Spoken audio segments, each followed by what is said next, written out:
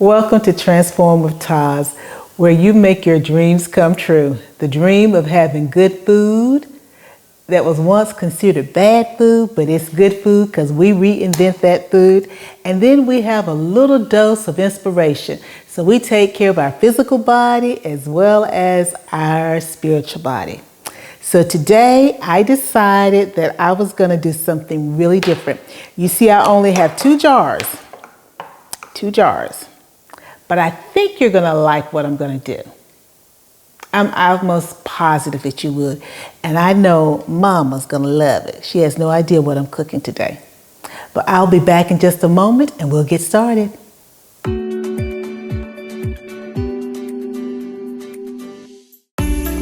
Dr. Teresa A. Smith, also known as Dr. Taz, Graves' disease and gastric sleeve surgery protein-focused home cook and talk show host, feeds your physical, mental, and spiritual body.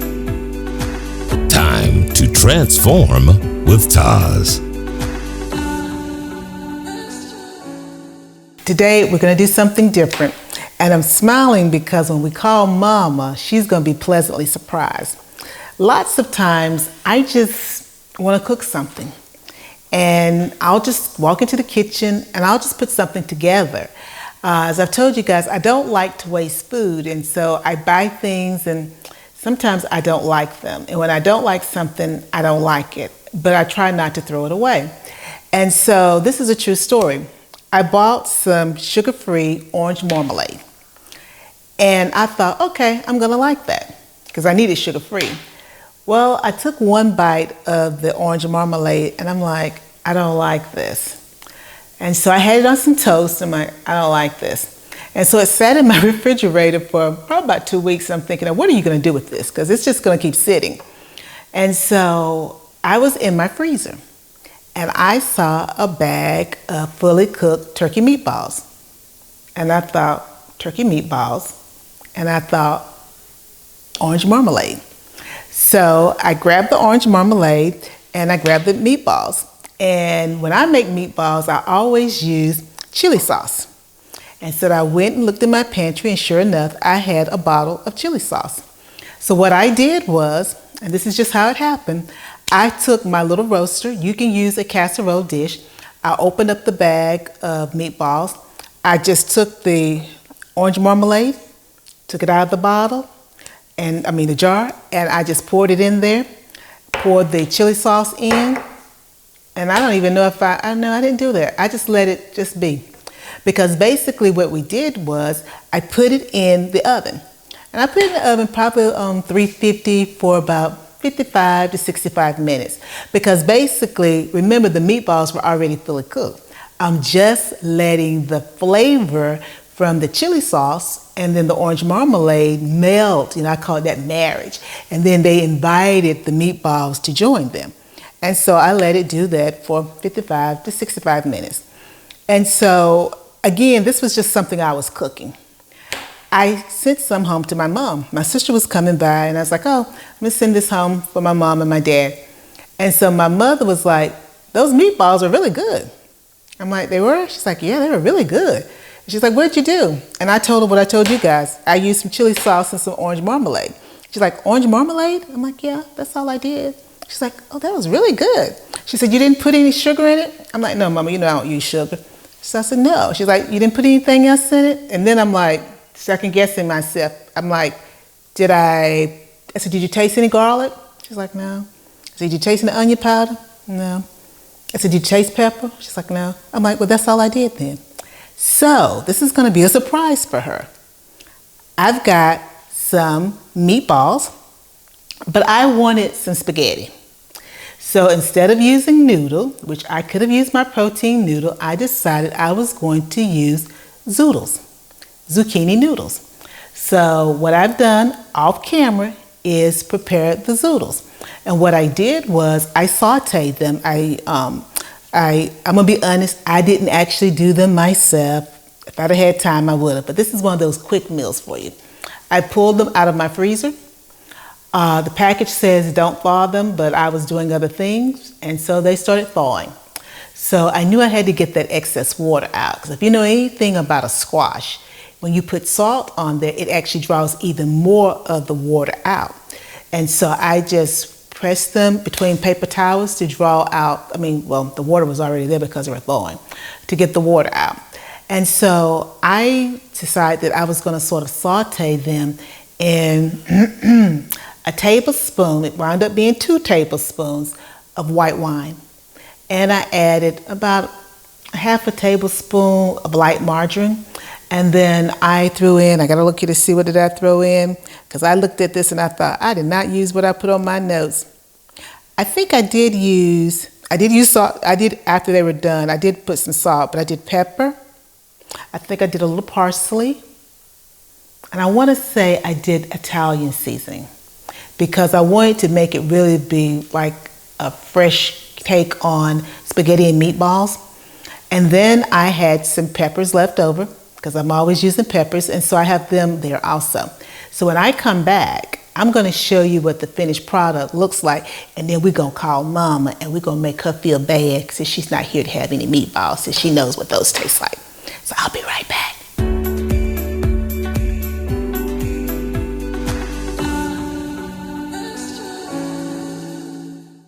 I have with me today Felicia Brookins. Felicia is an award-winning author, and when I say award-winning, I'm not even going to try to name all of the awards that she's received for her book. Her book is called Sister Nadeen, and Sister Nadeen it's a thick book now, I'm going to tell you. But Sister Nadeen is a book that if you haven't read it, you need to read it. It is what she calls reality, Christian reality. And it really is. I can relate to the storyline, and I'm sure that you'll be able to relate to the storyline too. So I'm going to let Felicia tell you a little bit about herself. You know, she's a Southern Belle also. And so, Felicia, tell the audience about yourself. And again, welcome to my kitchen. Thank you for having me, Dr. Taz. It's good to hang out with you in your kitchen today. I'm looking forward to what we come up with. So, as you told them earlier, my name's Felicia Brookins, and yes, I am an award-winning Christian fiction / Christian reality author. I am married to this handsome brown-eyed, bow-legged man I call Jason. Yes, darling. I have one handsome son. Wow. I am working on several other projects right now as far as book writing. And I also am the founder of a aspiring authors and writers workshop called Inspired Resources LLC. I've started a virtual event called Prison to Pens. And that's an event where previously incarcerated individuals who are writing books or doing the spoken word come on and share how the freedom that has taken place in being able to express themselves through writing. Also, yeah, we mentioned earlier about my husband being a minister. So, hey, of course, we striving and loving God and trying to get it right here on this earth and use up all our gifts and talents so that when we go to rest, it's nothing left. Now, when you were at Southern Miss, did you know at that time that you would become an author? Or was that what you were aspiring to at the time? I had written a few plays, written a few poems, did a few chats when it came to step shows from a sorority. So it was kind of natural to me, but I never thought you can write a book or you can do a stage play. And I really blossomed when I got in my 30s. And then, the idea came, I could do this. I could write a book. Well, now, sorority. Now, what sorority are you a part of? Zeta, of course. Do not forget to enunciate the T. Okay. Zeta. Yes, you did that so good. Yes, ma'am. Now, I can't just say Zeta and not mention Alpha, like Alpha Sorority Incorporated. You can't, Teresa. We're gonna be good. We're gonna be good. Absolutely not, because we sister girls. We both got the blonde hair going, right. Same complexion. It's all in love. And you got your pearls on. I don't have on any pearls, but it's all in love. That's it. Yeah. So. And that right there. That's the tick. Because at the end of the day, we are all trying to help our communities and help each other. And when we step out these doors, Teresa, people see us as Black women. They could care less about the color of the shirt that we got on. I read the book. there's some addiction that's happening. There's contradictions that are going on also. There's code switching with some characters. What was the inspiration for you to take all those different themes and masterfully put them together to give us Sister Nadeen? How'd you do it? Well, I will start by saying that when it comes to fiction, I truly believe that there's no way it can be written without some personal experiences sprinkled in it. And so I used to always say, this book is like a big pan of macaroni and cheese, and I sprinkle the truth through it like it was a great big pan and stirred it up. So there are people that I have crossed paths with as I've grown up that influenced some of the things in this book. There are things I've heard, seen that influence the things in this book. Some of my own personal issues growing up. So it is a lot in this book. It's a quilt. That's what that book is. It's a traumatic quilt. Now, you use the term traumatic and you use the word quilt, and I immediately think about my grandmother, and she would make quilts, and they had I think it's called the sawhorse. I'm not sure what it would be called, but it's that little wooden thing that they would lay the board on. Yeah. And I can remember we'd be all up under, she'd be like, get up and up under that. But I remember her taking pieces of cloth and she would piece them together to make that quilt that would keep us warm. But then you used the word traumatic quilt. The things in the book could be perceived as traumatic for those characters. Why do you believe it is easier for church folks to think about things from a spirit perspective instead of dealing with some of the themes that we know are in the book that I've kind of highlighted from a mental health perspective? Well, first of all, I think when it comes a lot of times to church people or who are supposed to be kingdom citizens, we focus more on, I have to make sure that I have the image of holiness. And so the image of holiness, it's a certain way I talk, certain way I walk, certain thing I wear, and I have to look and hold myself up a certain way. And so that way has to be that all times I'm just blessed and highly favored and everything's just wonderful in my life. And so mental health issues and trauma that's passed down has no place in that picture, in that image. And so when you step into the sanctuary or you come into a crowd where there's supposed to be other kingdom citizens there also, you put that on. So mental health, we're not going to show that there's any type of problems going on, but you forget that when you get home, you're not acting in the likeness of a kingdom citizen. And so the people in your home or that are very close to you will see the true you. And sometimes you don't see the true you because you're so wrapped up in being holier than thou, but they see, you don't see the trauma. And you said something really interesting, Teresa. You said, your grandmother used to have the quilt over the sawhorse and she would say, come from under that thing. Well, that's it right there. A lot of people don't have anybody to ever say you need to come from under that trauma. You put that trauma on and you wore it so long, it's like a coat. So that quilt, you said it kept us warm. Don't you realize unconsciously that trauma keep you warm? You're so used to being wrapped up in that trauma. Nobody has reached out and said, come from under that. Because you don't know you're under it. You don't even know you're wearing it. I've been looking at some different things, with my new book, Transformation. And I'm at this point with it right now, with the realization that we sometimes don't understand our coping mechanisms and how coping mechanisms, as you just said, sometimes we put it on and it keeps us warm, but it keeps us in the same space and we have yet to transform. But then when you realize that and you take that off and you are beginning to transform into who you truly are, that's when those around you are like, who does she think she is? Yeah. But you see, you didn't even realize, as you said, that I'm still carrying that And now I'm carrying not the actual trauma anymore. I'm carrying whatever coping mechanism that I chose to use to deal with the trauma. That's but right. that still you didn't free yourself. Right. The residue is still there. And I think it's so interesting that your book is titled Transformation, because the workbook that I'm creating with this, the title of it is Transformation. The workbook is to help a woman work through, or maybe even a man work through and transform, everything about you, to wash off that residue once and for all. I always say I am a generational trauma survivor, but I'm not a conqueror of it, because there's a difference. So I survived my own experiences, and I survived my interactions with other people, but those things affected me in some way. And so I haven't completely conquered those things, Do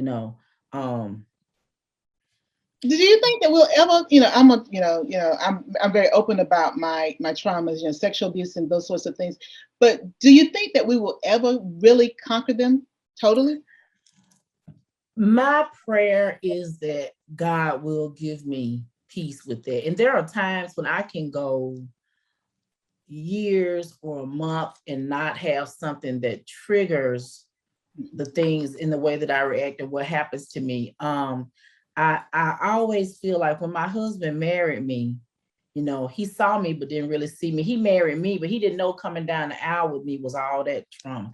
He didn't know coming down the aisle to him was my nightmares. I'm 40, 50 years old. I'm having nightmares. I mean, so intense to the point that I can feel, if you know what it's like to wake up and actually feel fear, the grip of it in the body, where it's almost like he has to come and get me out of this place. Yeah. So, he married me. He didn't know that came, all he saw was the white dress. He didn't see the trunk full of all that trauma coming down there to him. But, I think that it takes a special man to be able to deal with that also, because as women, we have to be able to be vulnerable, but yet we're Black women, so we're taught that we have to be strong. So he's dealing with two different people, like you said. He's dealing with the woman in the white dress. She's got it all together. She's beautiful, but then he's dealing with, and I'm going to say it this way, that little girl or that teenager who still got all these other issues that she's dealing with, and so sometimes you don't know which person's going to show up to the party.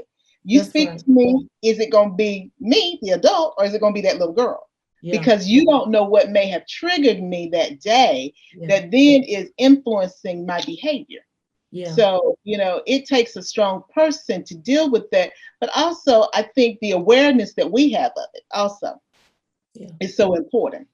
Because as you said, and I'm thinking about one of our characters in the book, sometimes, you don't see the trauma, because I was amazed when what was happening with one of the children had actually happened to the adult. But she had blocked that out. She'd completely forgotten it, but that was her way of coping. Right. And, it's ironic, because I always look at generational curses, because that's the term that I've always heard in churches as it relates to things. Yeah. But as you said, it's trauma is passed down. And that's the way I've always looked at it. We sometimes never deal with that trauma. So it gets visited on the next person in the family, the next generation, and so on, till it becomes a generational curse because of our inability, or our forefathers, whomever it was, inability to deal with that trauma for what it was. Do you think when we look at our forefathers that they understood that it was trauma? I think they understood it as, this is just the way that it is. It is learned behavior that we are comfortable with and used to. And you can go so far back as to say it's something you picked up from the master and Miss Ann on how to treat each other. And so we brought it into our households and our families, and that's how we treated each other. And that's just the way it's supposed to be done. They imitate what they saw. And so it must be right. It must be true. So no, we don't see this as trauma. This is just how we deal with things. This is how we do. This is how we are. And this is how you're supposed to be and how you're supposed to react to it. And of course, you do not say anything about it, especially as a child. You don't say anything, you don't make any comments, you don't have any emotions or feelings about this. And so it just keeps going and you keep doing what mama did. Sometimes you do what mama or daddy did that used to terrorize you. And for some strange reason, you forget that's what it did. And you start doing it to your babies. Yes. Mm-hmm. You know, because, and you forget, but this happened to you and you didn't feel good about it. You know, you were mad about it, angry about it, but it's what you know. So you imitate, you unconsciously are doing this. Mm-hmm. And so you are releasing it into the atmosphere. What goes up has to come down. So it comes down into your household, your family, your children, your husband, you know, people you interact with that you want, you know, to see that side of you.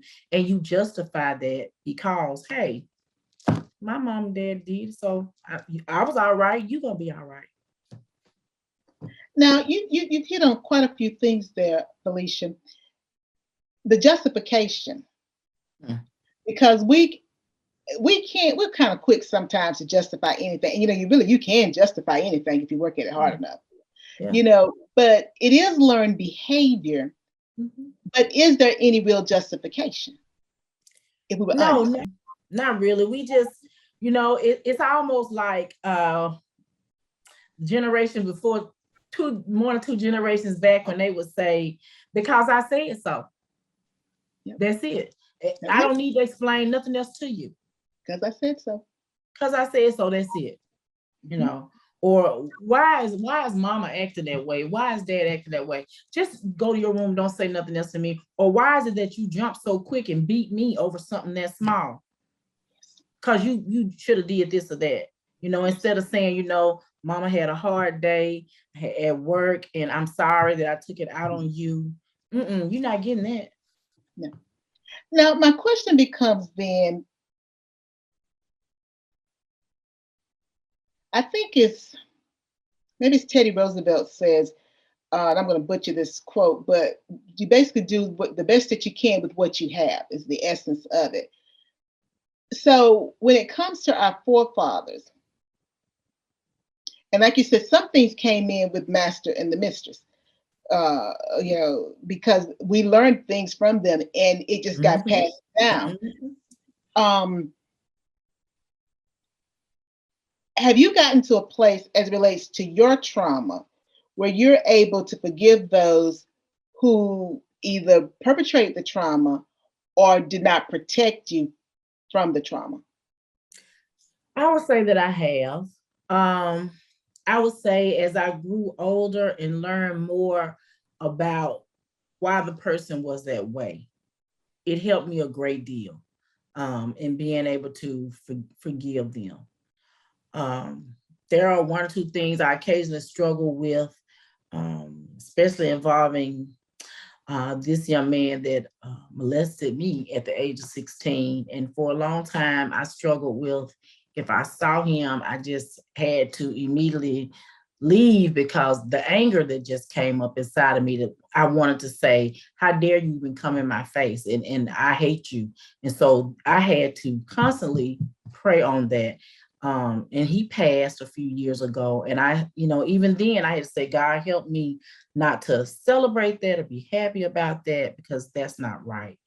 You know, so I've grown a lot with that. But if I pass by his house or see a member of his family that I know knows about that, it's just something just comes over me. It's not hate or dislike. It's a tension. Mm-hmm. So some ways I have, some things I haven't 100%. Well, you know, I've talked with lots of people and they, you know, sort of said different things, but sort of the same thing, that, you know, when they think about the person or they come in their presence or individuals who know about it, it's a tenseness. Our bodies have that physical reaction, and you don't know whether you're going to flee or you're going to stay there. But it's a protection that's really happening for us when that's happening, but it's an uncomfortable feeling. Because not only do you realize it from a mental or psychological, then your heart, but then your body reacts to it. Yeah. And, you know, it's just a very and you want to just leave, you know, you want to just, And it's not that person's fault, but you trigger the memory that causes me to feel this way. And I'm just not comfortable. Now you love to read. Was reading an escape for you back when you were in your teenage years, or was that already implanted in you, this love of reading? I would say my love of reading was already implanted in me. My mom encouraged us to read. I was always excited about going to the library, getting as many books as I can, being in the summer reading program.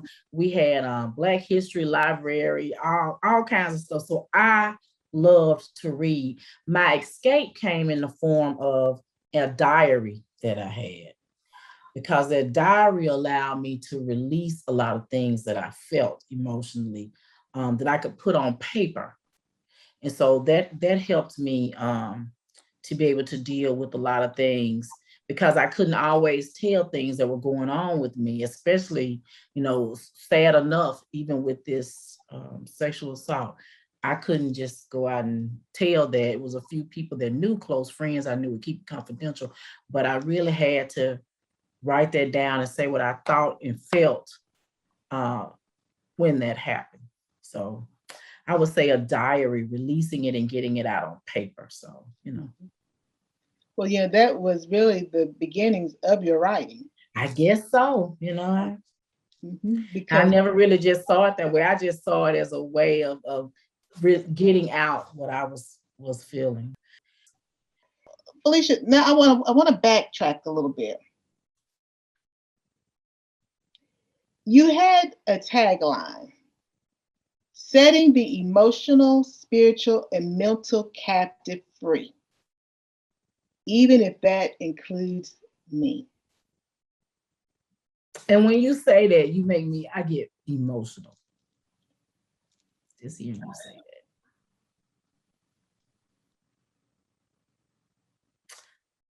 that.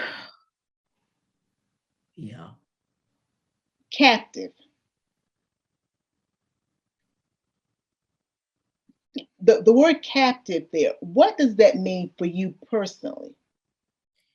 It means, first of all, that again, I haven't completely conquered the things the trauma that caused me to react in certain ways, the trauma that causes me to have nightmares, the trauma that can cause me to respond to my husband or my son or someone else in a manner that maybe I shouldn't, but I'm so used to responding that way, or I took it a certain way and I responded and I shouldn't have. So those things are still kind of they got a hold on me.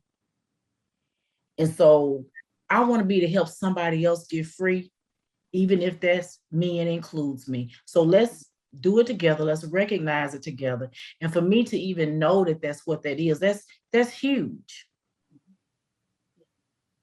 And when you said it, I just, because I know that it's still a lot of it there. I tell my husband, sometimes it can be so traumatizing to me that you have to be careful how you say my name. He can say my name a certain way, and I can feel the tension, the balls in my stomach. It's a certain way he says my name, and first I'm scared, and then I get mad, and I say, "Don't say my name like that." And I tell him, that what that does to me, don't say my name like that. But he's just calling me. But it's the tone I hear is connected with something that was traumatizing me from a long time ago. And so it still got me. Well, I appreciate your willingness to be honest and to be vulnerable with the audience, because people think that even in this age, in this century, that you just get over stuff. It doesn't. You just don't get over it. You don't just get over it. Whether it's, and trauma really does expand many different things, because we talked about incest here, but there's emotional trauma, psychological trauma. So, and those things can happen to us even as adults. Yes. So, and then people think that you're just going to get over it. I may be strong enough to be cordial and help you because that's what we're supposed to do. We're supposed to turn the other cheek and we're supposed to help our fellow man. But it doesn't mean that I've gotten over. I've forgiven. That's right. But doesn't mean that I've gotten over the harm that you did. Right. Now, what do you think when then people try to make it about them? You were the person that was harmed in whatever way, whether we're talking about when you're 16 or anything that's happened since then or before then. But individuals want to make it about them. Part of that, I think, is the shame that would come with having to look in the mirror and say, I really did do that and I really did cause that and I really was wrong. Some of it can be prideful. Some of it can be, again, you have to remember that the victimizer was a victim. And so just like it was justified by the person that did it to them, they're going to justify why they did it to you. And they don't want to hear you tell them anything to point the finger back at them because it is your fault. It's not my fault that I'm traumatized and I brought this into this marriage and into this family. That's not my fault that I respond the way I saw my mom or dad respond, because that's just not my fault. It's you made me do this. And when you did that, I responded to you the way I was taught and what I know. So it's your fault. If you hadn't done it or said it, pissed me off, it wouldn't have happened. And, I really don't want us to go draw to a conclusion, but I know we have to, because I know you got your hands in a lot of things, and you want to have your hands in a few things in the kitchen. You were talking about, can we do some greens? And for those who might not know what we talk about, I was like, yeah, we can do some greens, and I don't have any turnips and all this different stuff. But your hands are in so many things. But you hit on something with that. It is very easy to recondition yourself to believe that you are totally to be held harmless from everything that you've done. You can be like the Tasmanian devil and destroy all these other people, but you're not at fault. That's right. It's their fault. It's their fault. And you don't see it as trauma. You just see it as something that a reaction that they deserved. This was the reaction that you wanted, you got it. If you didn't want this reaction, then you shouldn't have done or said it. Or you should have done or said it, and you didn't. You didn't. And I want to add to one of the things I realized over the last couple of months, and it was like something just went pow. It was like, as Lisa Nichols said, that break out loud moment. Trauma can look so, people can be looking right at trauma and it looks so normal that it doesn't look like trauma.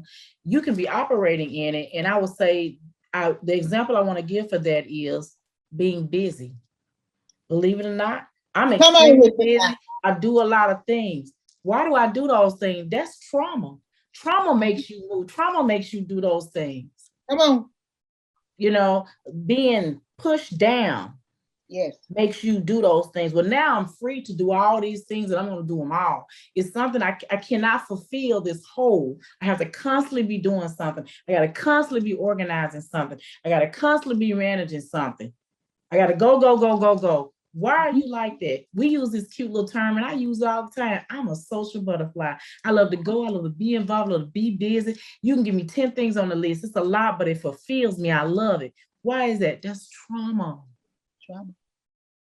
So again, I'm still a captive myself in that way, but it's a different kind of trauma that doesn't hurt. You think it feel good, but I promise you it's trauma. You just don't recognize the feelings from before.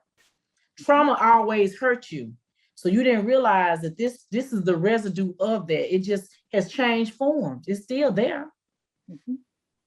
We were, as I said, we've been trying to get together. You know how it is with friends. You try to get together, you just can't get together. We've been trying to get together a long time. We were supposed to get together right now. Right now. And because, like I said earlier, I'm thinking about that. Now, you say it's still trauma. And so I'm glad that you're saying it that way. I'm thinking about it from the perspective, it is sometimes the coping mechanism, put in place to deal with the trauma that you didn't realize that you were still dealing with, because it's in a different package. It's It in a interfolds itself, it intertwines. yes, yes, and looks so good. But like you said, it's still trauma, because anything, as you said, I'm a social butterfly. I like to be involved in this. I like to do this. I like to do that. But do you really like to do that? Or is that the way that you manage life? And you've been doing it so long, it just, You don't even know. the feeling of managing it, having control of it, you think feels good. Yes. Yes. Oh, Felicia, we're going to have to do something with this. We have to do something with this. Because for me, also, it was an eye-opener to realize that some of my behaviors is about the trauma. Yeah. And I've been doing it for some decades. Forever. Yeah. Decades now. So it's in my DNA. It's in my trauma quilt, as you called it. Yes. And I'm wearing that Yes. because that's what I've been doing. But it's still part of the trauma. Exactly. So I tell you, going back to Sister Nadeen as we wrap up, I think that we have characterized her in a different way too, because she is wrapped up in her trauma. Yes. And she's been doing it so long, she doesn't even realize what she's doing. Exactly. And so sometimes I ask people who say, I hate Nadeen. I can't stand that character. I hate her. I hope she gets hers. I said, well, can I propose to you that Nadeen is a victim too? She ain't no victim. She is a victim. She is. Mm-hmm. Mm-hmm. She is a victim. Her mother did things to her. Yes. Grandma what? Grandma Ruth? Yeah, she did some stuff. Oh, yes, honey. Yeah. Yep. She's trying to seem nice right now, but she's not nice. Yeah. And she's the only one that Nadeen is afraid of, that they can do anything with her. That's true. She's the only one that she's afraid of. She brings out that little girl. She brings out the little girl in her. And all those feelings then come back and overwhelm her. And so she's subservient to mom at that point. Yes. Now, guys, I hope that we have whet your appetite. Now, we tried to skirt around all this stuff going on with Sister Nadeen, but you have got to get Sister Nadeen's Ways by Felicia Brookins, because the trilogy is coming. And if you haven't read Sister Nadeen, what you're gonna be lost. And let me tell you, Felicia is an excellent writer. Thank you. I enjoyed Sister Nadeen. I enjoyed these characters. Felicia, tell them where they can get Sister Nadeen's Way, because they've got to start reading, so they'll be ready for the next book. Where can they get Nadine's Way? So they can purchase it on Amazon. They can also get it at Books A Million, Barnes and Nobles, Walmart, Target, and a few other sites that I've seen it on. But those most definitely. Thank you. I have enjoyed having you in the kitchen with me. You have got to come back. Next time, we'll not only have the same hair, we're going to have to dress alike so that we can see that we both got the memo. Right. Now, tell the audience how they can stay in touch with you. I have a Facebook page, Book Felicia Brookins. Also on Instagram, I am listed under Inspired Resources LLC or Felicia Kelly Brookins. And on Twitter, I am at Felicia Brookins 4.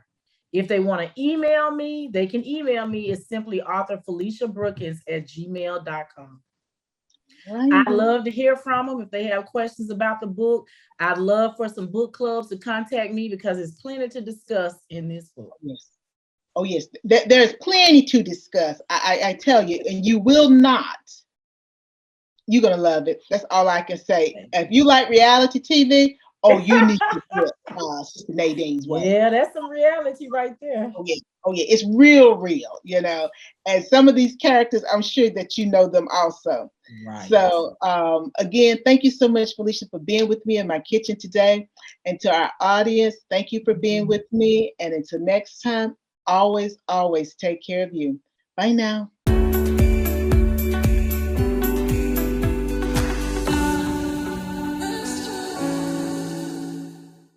Well, we're back. And what you see here is meatballs that are resting on, let me move this out your way so you can see this. I've got 4 meatballs that are resting on zucchini noodles, zoodles, and we've got some peppers. And I always do the pepper trio. I've got some Parmesan. I'm gonna sprinkle a little Parmesan on our zucchini noodles and meatball.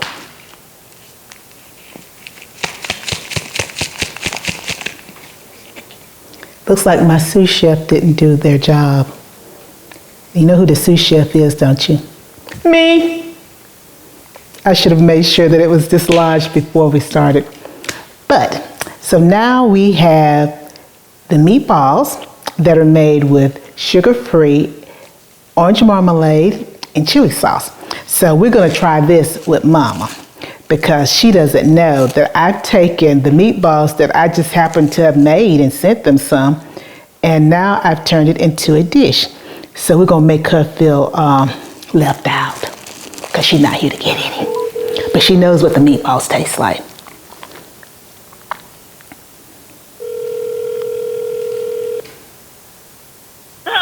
Hey, Mom. Hey. Guess what, Mama? Guess what? What is it? What is it? Guess what?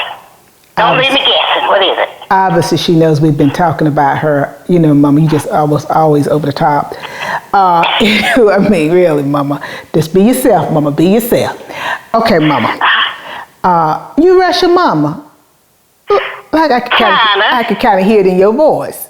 Like I don't like it when I call y'all and you be trying to rush me off the phone. But anyway, though, I'll make this easy on your Mama. Guess what I'm getting ready to eat, Mama? What you just eat? Some meatballs. Oh. Yeah. Some meatballs. Oh, that sounds good. Yeah, you remember I sent you guys some of the meatballs that I made when I was just making them for me. It wasn't for my show or anything. The meatballs that you told me that you thought were so good. And you're like, what did you put in the meatballs? And I'm like, the chili sauce and the orange marmalade. And you were like, and what else did you put? And I'm like, did you taste anything else? Did you taste garlic? Did you taste onion powder? Did you taste this? Did you taste that? And you were like, no. You were like, did you put some sugar? Like I told you, no, just orange marmalade and the chili sauce. So you're doing those again. Oh, thank you. Yes, I've done those. And what I've done is I've turned it into spaghetti. And so what I've got is zucchini noodles and meatballs. Okay. And so I'm going to taste it with you on the phone. And I just put them down. And hopefully I didn't get them too warm. Okay. They are good. And I sprinkled Parmesan on them. And so, so now, you know my little word, that everything, are the hot and popping. Clothes and everything. So that means that the hot and popping, they're good. And I was slightly worried that my noodles were going to get mushy because I didn't cook them. These were not noodles that I'd gotten from Daddy. These were some I pulled out the freezer. But they still have a little crunch to them. So that means I still got that, you know how I'm about that texture. So we've got that texture contrast. So everything is not soft. So this is really good. And I wanted to let you know that you were the inspiration for this dish. If you hadn't said to me, so what's up with these meatballs? They're really good. I would never have thought to take that meatball recipe and then couple it with veggie noodles, zucchini noodles, and then turn it into, I'm using zucchini noodles. I never had zucchini noodles. Oh. I'm sorry. I've never tasted zucchini noodles. I'm sorry, Mama. I have not. Well, you remember when I made did I send you guys some when I was making the cheesy stick with the zucchini? Didn't I make cheesy stick with the zucchini? Zucchini. Lord, I'm so tired. The zucchini, because it wasn't broccoli. Do you remember that? That was zucchini then. That was zucchini noodles. Well, it wasn't noodles. It was just zucchini, Mama. Just zucchini. Okay. Yeah, I know how Mama is. Okay, Mama, I done got my marching orders from you. You done let me know that you are trying to do something.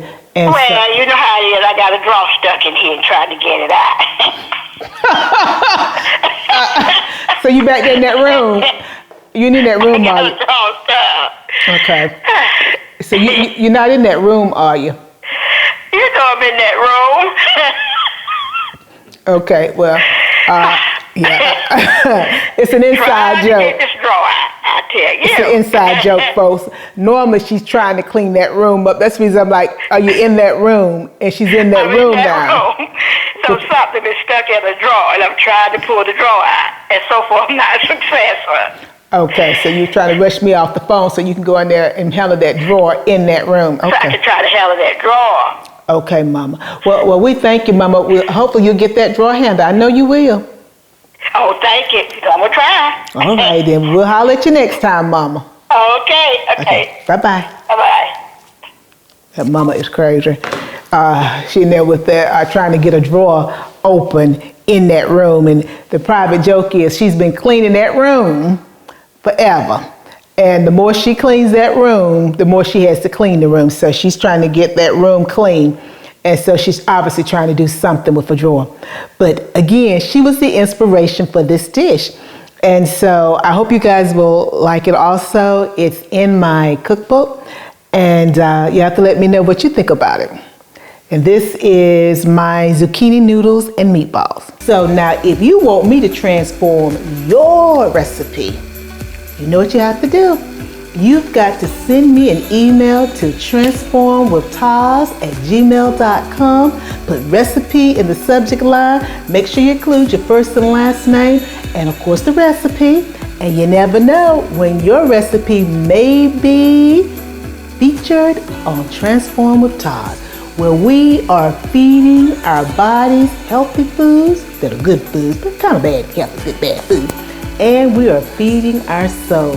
I hope you've enjoyed today's episode of Transform with TAS. Mama's trying to get her drawer unstuck in that room. And I took her love of my meatballs and I turned it into a dish. So this is a really wonderful dish, zucchini noodles and meatballs. The secret is what is in the meatballs that make them so good. And I will tell you, they're turkey meatballs and you would never know. I hope also that our interview segment thrilled you today and filled your soul with warmth. Until next time, remember, take care of you. Bye now.